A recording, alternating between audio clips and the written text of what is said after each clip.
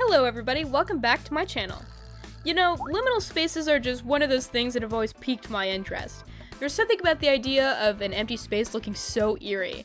For me, I think my interest in the concept is a byproduct of my enjoyment of abandoned building explorations on the internet. I'm sure you've seen videos here on YouTube about how strange and unnerving some maps can be in video games, especially when they're meant to be occupied by players. A while back, when I was really into speedrunning, I spent a lot of time running around in Out of Bounds of Perfect Dark Zero. Many of the tricks require you to clip through walls to save time, and honestly, I think that's where my fascination started. And if you spend any time playing Zero, you probably notice that there's a lot hidden just beyond what the player's allowed to reach. From smaller areas like Nightclub to absolutely massive maps like Arena Showdown, there is a ton of detail that most players will never get to see. In today's video, I'm going to be showing you some of my favorite places Out of Bounds and Perfect Dark Zero.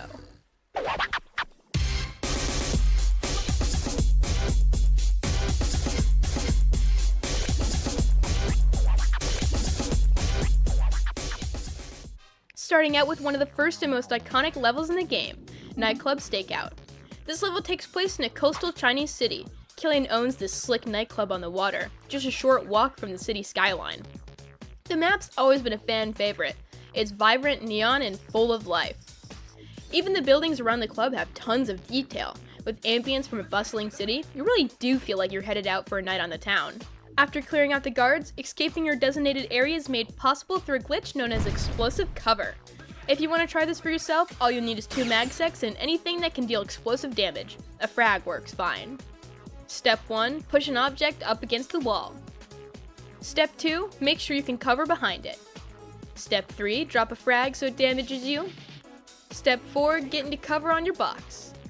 Then, use your mag sets to ricochet fire to shoot yourself backwards. Keep that trigger held until you're deep enough in the wall to where you either can't shoot yourself anymore or you see daylight. Roll backwards and then bam, you're free. Now we're in an apartment complex. The windows lit like someone's home. The city hums faintly nearby, but you're alone. Everything feels slightly off.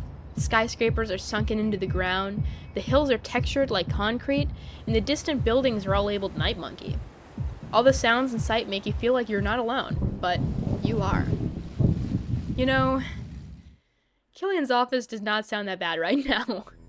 Next up, we make our ways to the winding village roads of Outpost Rescue, and this one's got a surprisingly haunting vibe. Clip Out of Bounds the same way you did before, and you'll end up in a massive valley, the same ones that the Datadyne troopers storm through in the second half of the level. You can explore freely, it's textured, stabled, and huge. The broken music cue really adds to the ambience of this whole thing. It's totally silent, just the hum of the desert and the occasional mission chatter. It feels wrong, like the game's waiting for something to happen that never will. Moving on to Rooftops. The map's vast, and way more detailed than you'd think. As Jack, you can explore the streets below. Roof bottoms, as some might say.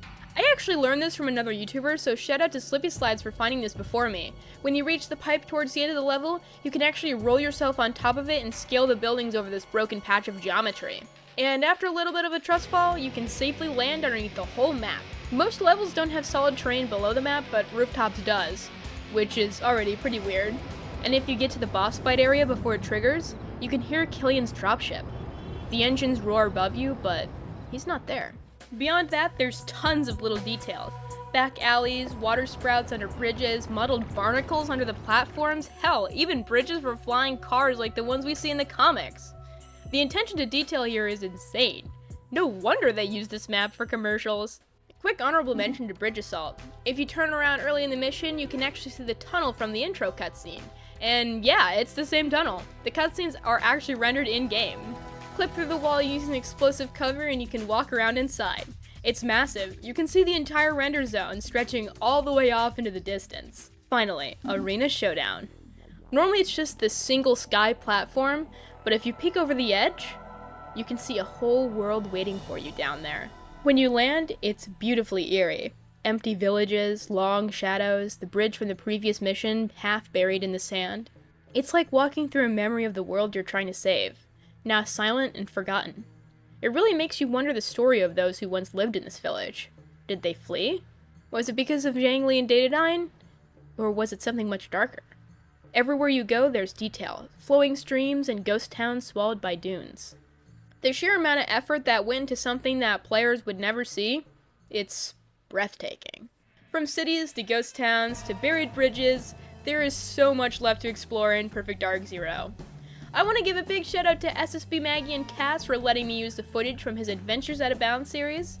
If you like my channel, you'll love his stuff. He's one of the funniest people I have the pleasure of knowing, and seriously, some of these techniques are very complex. I would have been stuck in Night Monkey's back alley without him.